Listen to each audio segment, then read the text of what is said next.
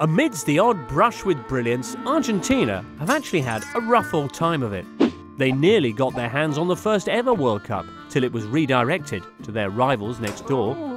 Then, after a shameful second outing, a sulky Argentina refused to show up for the next 20 years. In 1958, they decided to be the bigger men, only to finish bottom of their group and earn a rather unfortunate personal record. But in 1966, they made it to the quarter-finals. They faced England.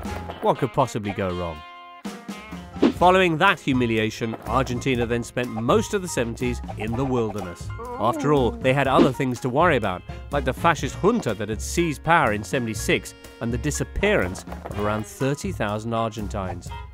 When Argentina was named host nation of the '78 tournament, there was empty talk of boycotts.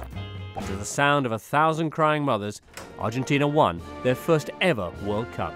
They had other things on their minds in the next World Cup too, which started just a day before their defeat in the Falklands. And with that loss in the air, the lads played terribly. But come 1986 and Mexico, it was payback time as they faced England again in the quarter-finals. And with a little help from Diego's mitt, an Anglophobic god, and the goal of the century, they won. They then beat Germany in the final, and the cup was theirs.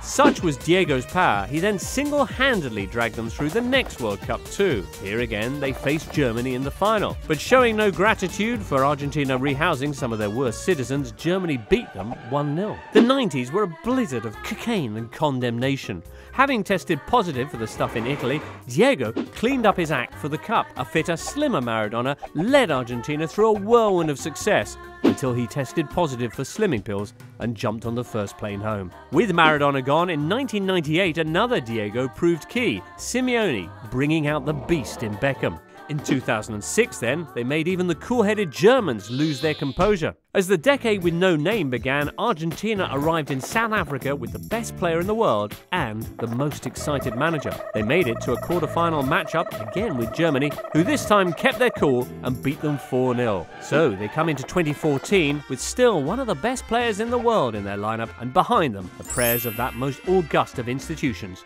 the Church of Maradona.